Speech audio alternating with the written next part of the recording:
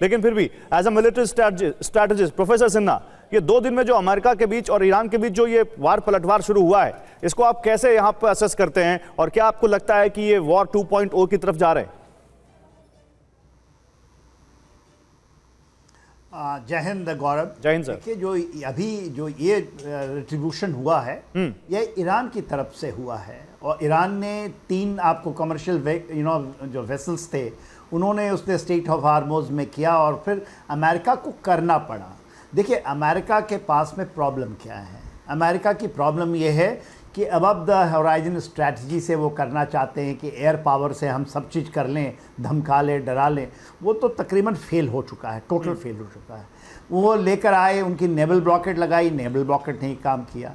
और कल ट्रंप ने बहुत बड़ी बात कही थी। कल उन्होंने कहा था कि उनका एक एयरक्राफ्ट कैरियर वो हिट करने की ट्राई की थी। जो जेराल्ड फोर्ट की बात होती है जिसमें आग लगा था, डोनाल्ड ट्रंप ने अपने बातों में कह दिया कि हाँ हुआ है।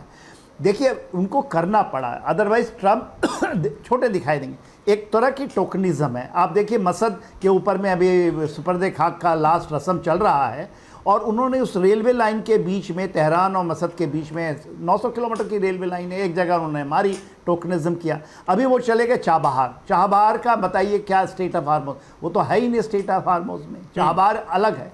उसका आपने बताया कि उनके टर्मिनल को उन्होंने कर दिया, पोर्ट के टर्मिनल को उन्होंने कर दिया, कंट्रोल करता है और भारत का बहुत बड़ा है। तो जिस तरह से बुसरैर के अंदर में मछुआरों की जहाँ मछली पकड़ते हैं वहाँ मार रहे हैं। तो ये जो चीज़ें हैं, अभी उनको एक बात चीज़ तो आप लेके चलिए गौरव जी, इनको समझ में आ चुका है कि ये कर नहीं पाएंगे क्योंकि ज्योग्राफी उनके साथ में है। सर फिर से वही चूहा बिल्ली का खेल शुरू, फिर से मैं हॉर्मुज़ बंद कर दूंगा, मैं तुम्हारी नाकेबंदी कर दूंगा, मैं तुम पे बम मारूंगा, मैं तुम्हारे पड़ोसी देशों, तुम्हारे सहयोगी देशों पे बम मारूंगा, फिर से वही चलेगा। आशीष, क्या लग रहा है इस बार कुछ अलग है या वही है सब?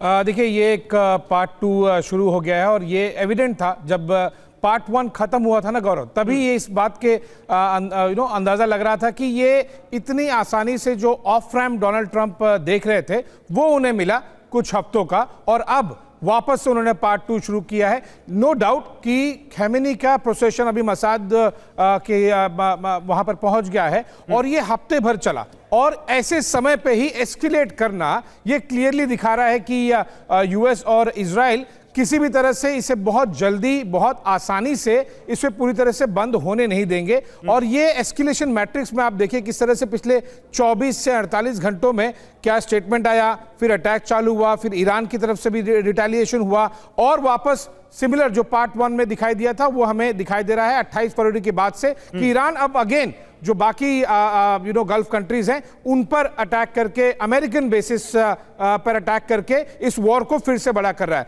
घूम फिर के बाद स्ट्रेट ऑफ हॉर्मुज पे आ रही है, लेकिन अभी कोई भी अंदाजा नहीं दिख रहा है, कोई भी इमीडिएट फ्यूचर में ऐसा साइन नहीं दिख रहा है कि ये स्ट्रेट ऑफ हॉर्मुज वाली चीजें वापस इजीली जैसे थी कुछ हफ्ते पहले तक वैसी चलती रहेंगी। ये एनपीटी वाली जो नई धमकी आई है आशीष, ये क्या ब्लैकमेलिंग है या उसके आगे कुछ है जो एनपीटी वाली नई धमकी आई है? देखिए, एनपीटी वाली धमकी डोनाल्ड ट्रंप के लिए हमेशा से ही एक बड़ा इशू रहा है, लेकिन वो डोनाल्ड ट्रंप का नहीं है, वो इजराइल की तरफ से ये एनपीटी को लेकर हमेशा से एक इशू बनाया गया है। और इसीलिए आज जो सिंबॉलिक अटैक हुए ना, ये बुशहरा में हुआ और ये क्लियरली दिखा रहा है कि जहां पर न्यूक्लियर फैसिलिटी है उसके आसपास में वार्निंग शॉट्स जिसे कहते हैं वो फायर करके ये दिखाया जा रहा है कि बॉस मुद्दा न्यूक्लियर ही रहेगा। स्ट्रेट ऑफ हॉर्मुज तो टेम्पररी इश्यूज हैं, उसे लॉन्ग टर्म में अगर आप देखें तो न्यूक्लियर ही मुद्दा ईरान के पॉइंट ऑफ व्यू बना के रखना चाहता है अमेरिका और Israel. And as I again repeat कि इजराइल हमेशा से ही ये इसके आप इजराइल का जिक्र कर रहे हैं। देखिए, इजराइल के प्रधानमंत्री नेतन्याहू का एक स्टेटमेंट आया है और बड़ा स्ट्रॉन्ग स्टेटमेंट है। दिखाइए जरा पीसीआर। ईरान पर हमलों के बीच नेतन्याहू का एक बयान आया है। ईरान पर हमला शरीर से कैंसर निकालने जैसा है, यह नेतन्याहू ने कहा है। अगर कैंसर नहीं निकाले तो आप मर जाएंगे। यानी अब ये इतना सख्त बयान, इतना स्ट्रॉन्ग स्टेटमेंट नेतन्याहू अगर यहां पर दे रहे हैं तो जरूर उनको लग रहा है कि ये जो हमले हो रहे हैं ये और होते रहें। नेतन्याहू तो चाहेंगे कि यहाँ पर ईरान का जो फुल एंड फाइनल हिसाब है वो हो जाए। वो पहले भी नहीं चाह रहे थे, इजराइल नहीं चाह रहा था कि वो हमले रोके जाएं और सीज फायर हो, लेकिन ये एक बहुत बड़ा बयान यहाँ पर नेतन्याहू का। डॉक्टर रिजवी, आप इस बयान पर क्या रिएक्शन देते हैं? जी बहुत शुक्रिया जोड़ने का। नमस्कार, हमारे सीनियर पैनलिस्ट हैं यहाँ पे मौजूद, वो बेहतर जाएंगे और उनको याद होगा ये जुमला आयतुल्लाह खुमैनी का था। ये आयतुल्लाह खुमैनी ने जो 1979 में जब रिवॉल्यूशन आया, उसके बाद जब इस फिलिस्तीन को फ्री करने की बात हुई तो आयतुल्लाह खुमैनी ने कहा था कि इसको ये ऐसा कैंसर का गुद्दा है जिसको डाला गया है यहाँ पे ताकि हमेशा ये कॉन्फ्लिक्ट रहे।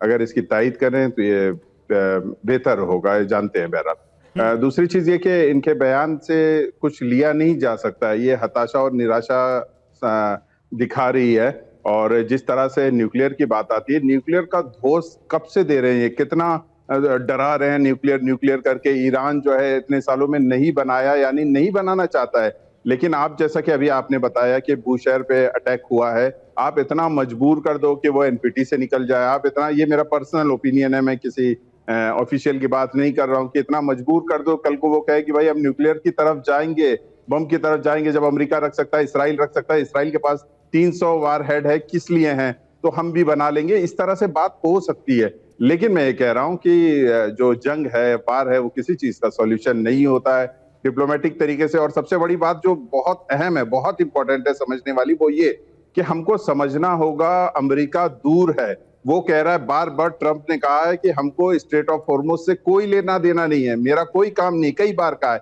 इसमें परेशान कौन है? मिडल ईस्ट कंट्री परेशान है, इसमें परेशान कौन है? ईरान को परेशान कर रखा है, इसमें परेशान कौन है? भारत जैसी अर्थव्यवस्था हिलने और डगमगाने लगी है, ये परेशानी हम लोगों के लिए है। तो हमको ये समझना पड़ेगा, इसकी कड़ा इसके खिलाफ खड़ा होना पड़ेगा, एक्शन लेना पड़ेगा, इनको समझाना पड़ेगा